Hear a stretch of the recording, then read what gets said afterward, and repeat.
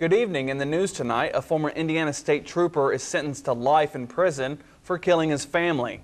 And there's been a shakeup at the White House. In sports, Indiana has apparently settled on its new basketball coach, and Chicago Cubs outfielder Marquise Grissom has announced his retirement. Newscenter 22 is next.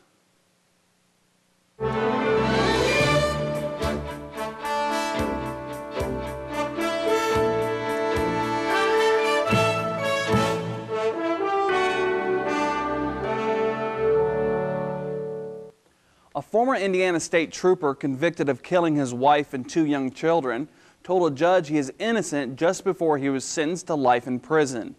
David Cam called his sentencing this morning another tragic mistake. Cam was convicted in 2002 and had begun serving a 195-year prison sentence when the state appeals court overturned his sentence. His wife and 2 children were killed in the family's home in 2000. The 41-year-old Cam left the state police about 4 months before the shootings in the family's garage in Georgetown, about 15 miles west of Louisville, Kentucky. Another man, 36-year-old Charles Bonet, also was convicted of murder for the killings and was sentenced to 225 years in prison. Cam's retrial was held in Boonville because of news coverage in the Louisville area. 8th District Congressman John Hostetler says illegal aliens are taking jobs away from American workers. Speaking at a town hall meeting in Vincennes last night, Hostetler, a Republican, said the Senate is currently working on a bill that would create a guest workers program that would essentially legalize millions of illegal aliens. And that would just send the worst message possible to the rest of the world. And that is this: if we simply get in the country somehow, some way, sometime, and elude law enforcement long enough, we can stay. Hostetler says he's opposed to the legislation. He added that if the Bush administration would enforce the laws that are on the books now, the number of illegal aliens would be reduced drastically. He says in 2004, the administration sent out only 3 letters of intent to find companies using illegal aliens. Last year, only 2 notices were issued. Hostetler says he has introduced legislation that would make it mandatory for employers to check with the Social Security Administration and the Department of Homeland Security to determine if a worker is a legal resident of the United States. The Vincennes City Council passed a resolution of support last night on behalf of the Mid-American Air Center in Lawrence County, Illinois, for federal money to complete a flood study of the airport and surrounding area. Airport manager Kurt Schwartz says the study is the first step in removing the airport from a 100-year-old floodplain. Schwartz says the floodplain designation has hurt the airport in its economic development efforts. If you have a business comes in, wants to build a building, it's difficult to receive loans for large buildings if it's in a floodplain. Of the nearly 3,000 acres available at the airport, Schwartz says only 80 acres are outside the floodplain. Schwartz says the airport has already received a $140,000 grant for the study. However, he says FEMA and the Illinois Department of Natural Resources want a more expansive study that would cost about $2 million. The Vincennes City Council passed a resolution last night supporting a tax abatement for Wabash Steel. The steel fabricating plant was recently purchased by Kokosing Construction of Fredericktown, Ohio. The company plans on purchasing $560,000 in new equipment and spend another $250,000 on infrastructure improvements. Under the tax abatement, taxes on the new equipment and real estate would be phased in over a 10-year period. During a public hearing last night, there was no opposition expressed to the tax abatement. Indiana's new fireworks law takes effect July 1st. It will allow Hoosiers to use fireworks on their own property. The existing law requires people who purchase fireworks in Indiana to sign a form promising to use them out of state or at controlled sites.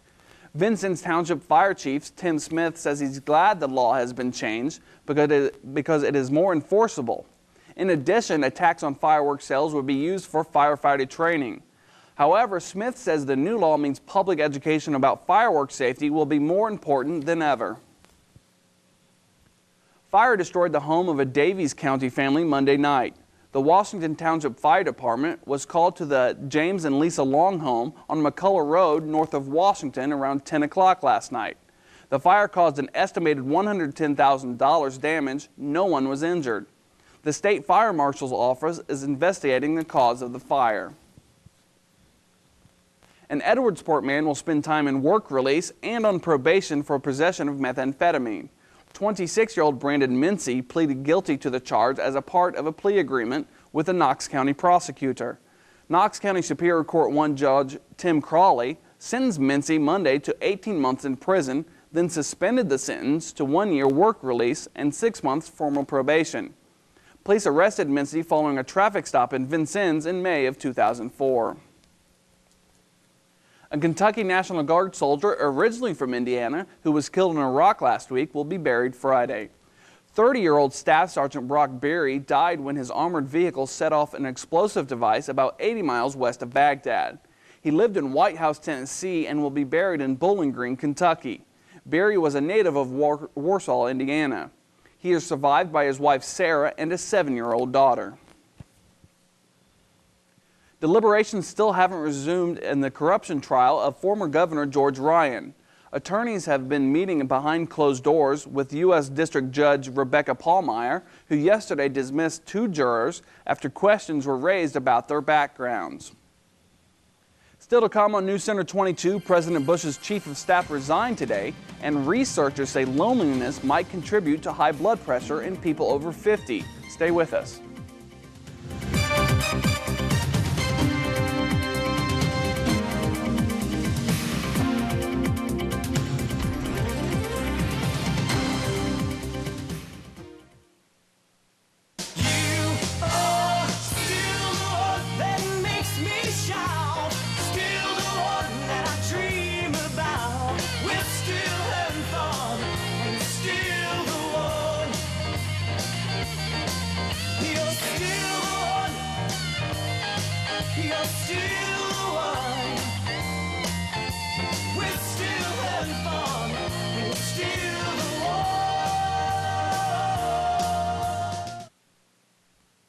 After weeks of rumors of a shakeup at the Bush White House, one of the president's closest and longest tenured advisors has tendered his resignation. Brianna Keeler has more. President Bush's chief of staff, Andrew Card, has resigned effective April 14th. After 5.5 years, he thought it might be time to return to private life. And this past weekend, I accepted Andy's resignation. Andy Card has served me and our country in historic times. Card was a principal in one of the iconic moments of the Bush administration. Here he is on September 11, 2001, telling the president about the terrorist attacks on the United States. Like many in the Bush 43 White House, Card had strong ties to the president's father. He served under Bush 41 as Deputy Chief of Staff and Secretary of Transportation.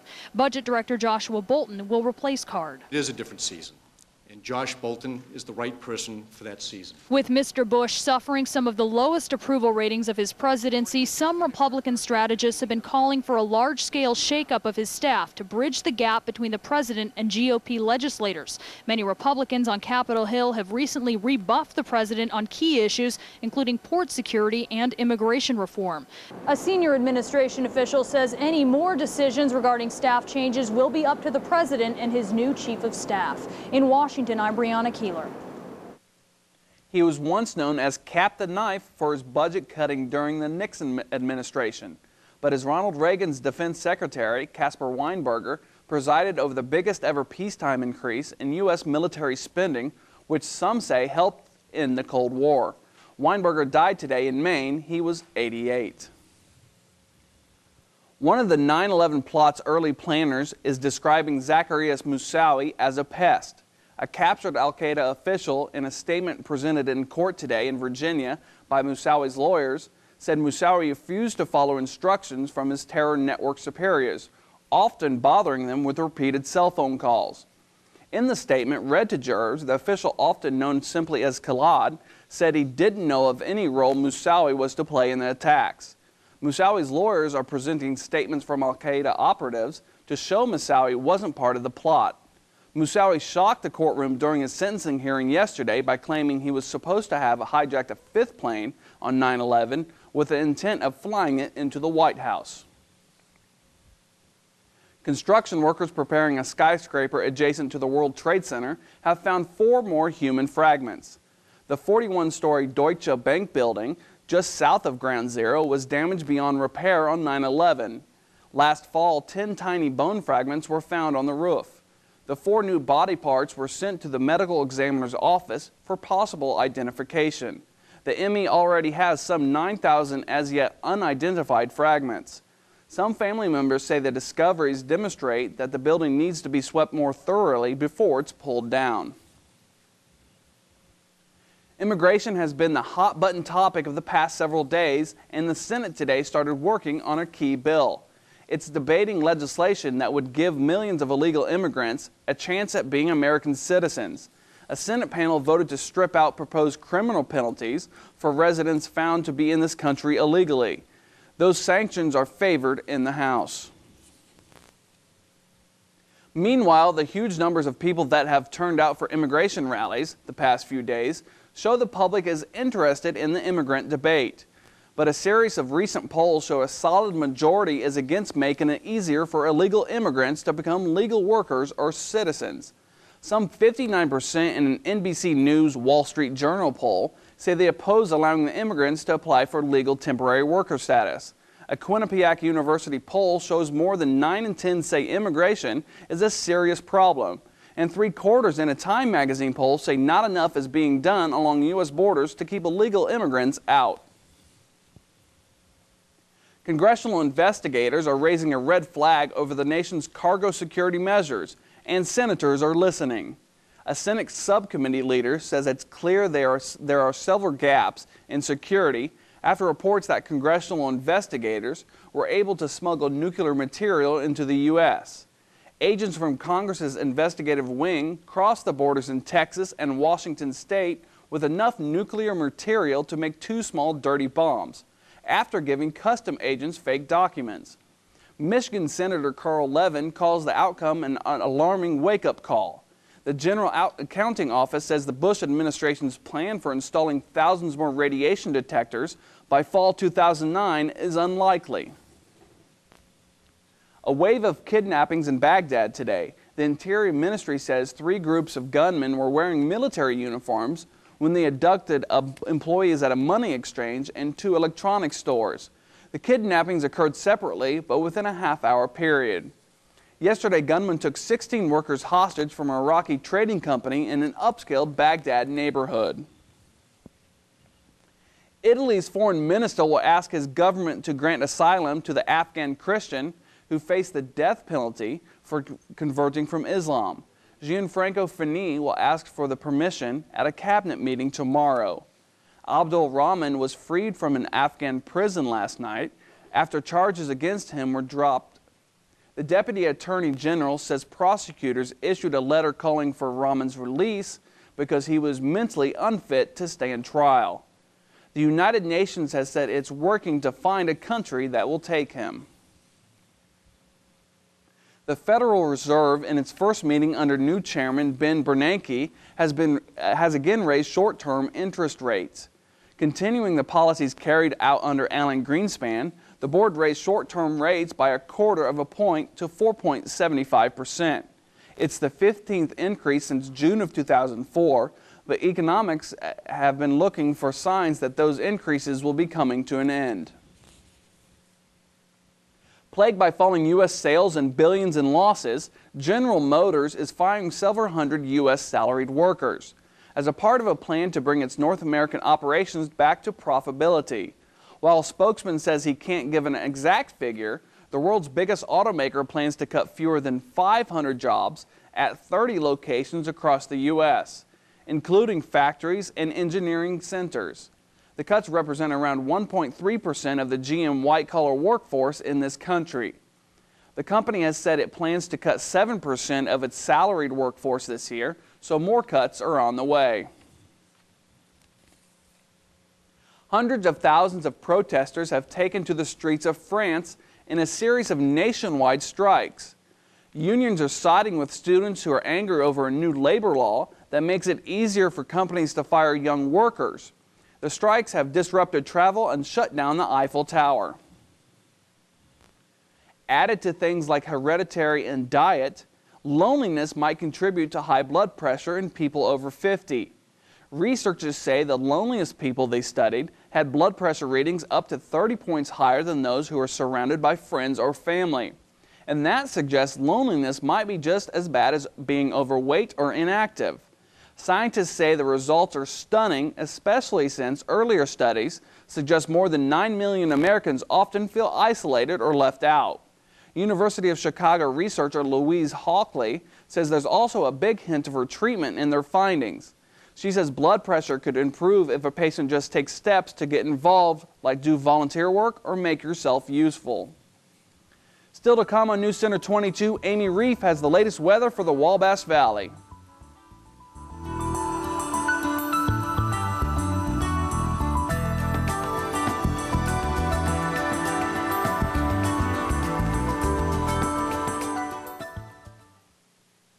Coming up this week on 22 Magazine, we'll learn more about 3 advanced manufacturing students at Vincennes University who recently placed first, second, and third in a recent national technology competition.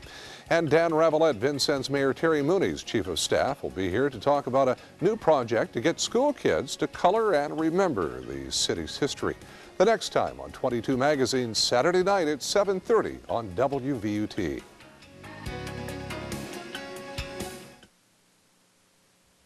Well, Amy, we had some dismal weather today. Is it clear up on the way?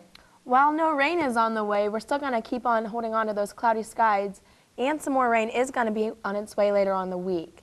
Good evening, everyone. As we take a look outside, we currently have cloudy skies and 49 degrees. Wind is out of the west-northwest at 14 miles per hour. Humidity is at 66%, and the barometric pressure is at 30.17 and rising. As we take a look at some area temperatures, cloudy all around. Evansville, Indiana is at 52 degrees and Princeton, Indiana is at 49. Over in Illinois, both Robinson and Olney are at 47. Now let's take a look at our national temperature map. Slightly warmer temperatures for parts of the United States. We have sunny skies and 50s and the 60s for the Central Plains. Currently, Denver, Colorado is at 60 degrees. Now as we push our way to the west, slightly cooler temperatures as Prescott, Arizona is at just 39 degrees. Out on the East Coast, temperatures once again in the 50s and the 60s. Jacksonville, North Carolina is at 57 degrees. And in the Deep South, things are heating up as Brownsville, Texas is at 79. Now let's take a look at our surface map. We have an area of low pressure continuing to push its way through the northeast, generating some rainfall. Behind that in the Midwest, although no rain to speak of, they're going to continue holding on to those cloudy skies as we have some rain starting to push its way in later the week, which I'll tell you about in a little bit. Looking to the south, we have a stationary front over Texas, which actually produced about 8 inches of rain last evening, causing some flash flood warnings for the folks down there. Now this system is going to start pushing its way to the east sometime this evening, letting them dry up a little for tomorrow, but on Thursday some more rain is in the way. Now as we look out on the west coast, we have a Pacific storm moving inward, and in the northern parts of the states, around the Sierras, they're going to experience some heavy snowfall, and in the southern parts, heavy downpour all the way from Los Angeles down to the lower parts of the states into Mexico, and that's going to start making its way to the Wabash Valley sometime around Thursday. Now let's take a look at your forecast. For tonight, partly cloudy with a low of 41. Tomorrow, partly cloudy with a high of 57. And tomorrow night, partly cloudy with a low of 42. Now we'll look at your extended forecast for Thursday. Thunderstorm showers with a high of 70 and a low of 59. On Friday, thunderstorm showers with a high of 66 and a low of 49. And on Saturday, partly cloudy skies with a high of 55 and a low of 42. And Kurt, that's a look at your weather. Thanks, Amy. Still to come on News Center 22, Oklahoma's Kelvin Sampson has been offered the IU basketball job. Kristen Miller will have the details coming up in sports.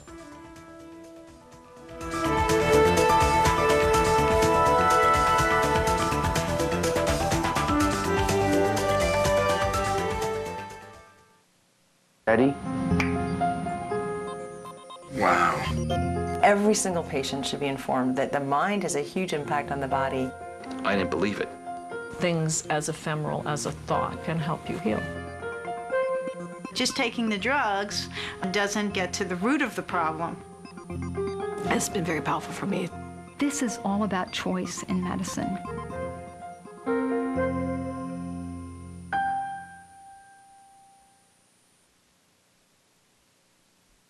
Samford offered IU job. Good evening, everyone. For TV 22 Sports, I'm Kristen Miller. Oklahoma basketball coach Kelvin Sampson is expected to be named Indiana's next basketball coach, even though contract details are still being completed. That's according to a person close to the negotiations who spoke to the Associated Press on condition of anonymity because talks are not complete. Sampson would replace Mike Davis, who announced last month that he's resigning at the end of the season after 6 years in charge of the Hoosiers. The Miami Heat's Udonis Haslem was rejected from the game last night after he got into a scuffle with the Pacers' Jermaine O'Neal. Both O'Neal and Haslem were hit with a technical foul, but Haslem was ejected after arguing a second technical. The Heat defeated the Pacers 96-91. Shaquille O'Neal scored 23 points, had 11 rebounds, and hit 11 of 14 free throws. Steven Jackson scored 22 points for Indiana. The Indiana Pacers will honor Reggie Miller by retiring his number 31 jersey at halftime of Thursday's game against the Phoenix Suns.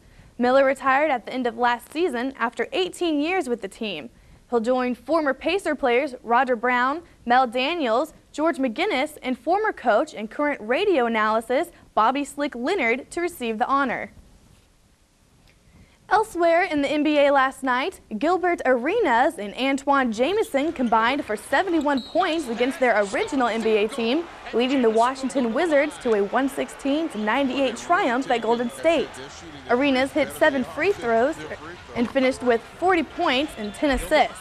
Jamison added 31 points and 14 rebounds as the Wizards moved a game ahead of the Pacers for 5th in the East.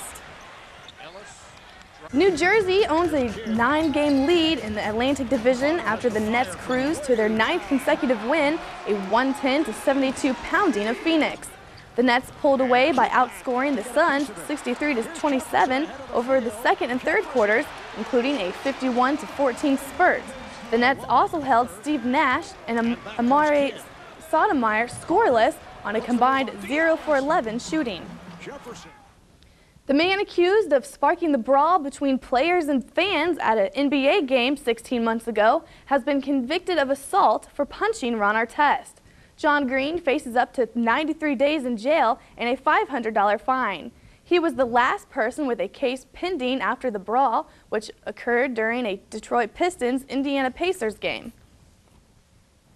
LSU basketball fans now have 2 reasons to watch the Final Four this weekend. The Lady Tigers have joined the men's team in the NCAA semifinals by winning the San Antonio Regional, beating Stanford 62-59. Simone Augustus scored 17 of her 26 points in the second half, while Erica White finished with 18 points. LSU will take on either Duke or Connecticut Sunday in Boston. Maryland beat Utah 75-65 in overtime to win the Albuquerque Regional, putting the Terrapins in the women's Final Four for the first time since 1989. Christy Tolliver shot 6 for 9 from the three-point range while scoring a career-high 28 points. Crystal Langhorne added 16 points and 10 rebounds for Maryland, which blew a 9-point lead in the last 10.5 minutes of regulation. Maryland will take on either North Carolina or Tennessee in the semifinals Sunday at Boston.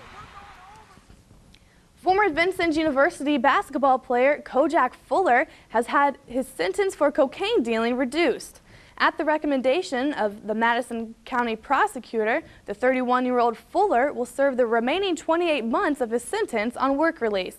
Fuller scored more than 2,000 points in his career at Anderson High School. He was named Indiana's Mr. Basketball in 1993. Fuller played college ball briefly at both Vincennes University and Southern University in Louisiana before dropping out. Lawrence North School's Greg Oden and Mike Conley are the runaway leaders on the 2006 Associated Press All-State Boys Basketball Team. They're joined on the AP First Team by Eric Gordon of Indianapolis North Central, Luke Herringoody of Andrean, and Grayson Flitzner of Class A runner-up Tri-Central. Chicago Cubs outfielder Marquise Grissom is retiring after a 17-year Major League career. The 38-year-old is a two-time All-Star who made 52 postseason appearances. The Atlanta native is one of 6 players in Major League history to record at least 2,000 hits, 200 home runs, and 400 stolen bases. Former Cincinnati Reds player and manager Pete Rose is weighing in on baseball's steroids controversy. Rose says he backs punishment of players caught using steroids under the Major League's new testing policy, but Rose also says he doesn't care about what happened before the testing started. Rose, baseball's career hit leader, spoke yesterday at a benefit at Moeller High School in Cincinnati. IRL driver Ed Carpenter is out of the hospital following a crash that killed rookie driver Paul Dana. The crash occurred before Sunday's season-opening race at Homestead Miami Speedway. IRL officials say Carpenter is recovering from a bruised lung and hasn't been cleared to drive in Sunday's race at St. Petersburg. And Kurt, that's a look at sports. Thanks, Kristen. Still to come on Newscenter 22, Going Dutch with Jeannie Mose. Stay with us.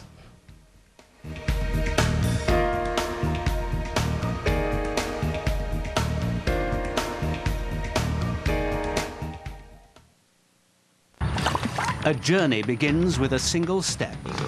This story begins with a single number. This is the incredible tale of the number 1.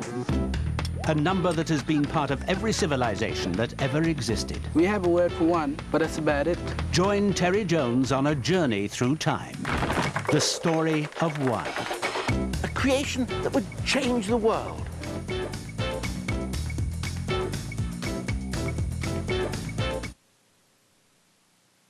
Even when it comes to immigration, the Dutch do things their own way.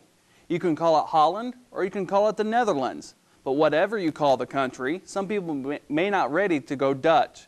And if you don't believe it, check out the videotape with Jeannie Mose, who asked what were they thinking. Who needs a fence to keep out immigrants? Just do what the Dutch did. When I arrived here, it was incredibly cold. And make a video. I thought, my goodness, they really are white. A video that's required viewing for would-be immigrants. It's not exactly, hi there, welcome, come in, sit down, you know. Previous immigrants do a lot of the talking in the Dutch government's DVD called To the Netherlands. I'd stay in my own country, really. No mistaking this for a Dutch tourism video. Public transport runs on a strict timetable and doesn't usually wait for passengers who are late. And there are traffic jams, a lot of traffic jams. When we showed the Dutch tape to Americans, people don't make a fuss about nudity. No one seemed dying to move to Holland until the topless shot appeared, which we had to blur. All right, maybe I will go there. But then there was this. It's against the law to discriminate against either men or women because they're homosexual. Maybe I'm not going there. Oh, I'm not going there. And I think they're saying if that kind of thing bothers you, then maybe the Netherlands isn't for you. Is the Netherlands not for you? It's not for me. Yeah, that kind of turned me over and made me almost want to hurl. Oh, really? Yes. A spokesperson for the Dutch immigration minister says it's necessary for people to know that this is a free country and this is what they can expect. The DVD shows public housing, the type poor people might end up in. Sort of makes you think twice about going Dutch. Dutch is a very difficult language for foreigners, and you may well have to be content with a job below your capacity. Good luck. Good luck. You know, a required viewing DVD for immigrants like the Dutch did, that could work for New York too. Imagine. If you move to New York, you can expect to encounter wildlife in the subway and in your kitchen. New Yorkers aren't always cheerful. Yeah, go to the yellow line, yellow, all the way down. And they tend to speak in a strange dialect. Hole in the media. These are all holes. But take a deep breath, well, maybe not that deep, and don't be surprised if you see a cowboy in his undies. I'm the naked cowboy. Sort of makes topless sunbathing seem tame. Whoa. Oh. Oh. Jeannie Mose, CNN, New York. And that's all for this evening. For Amy Reef and Kristen Miller, I'm Kurt Maddox. Good night.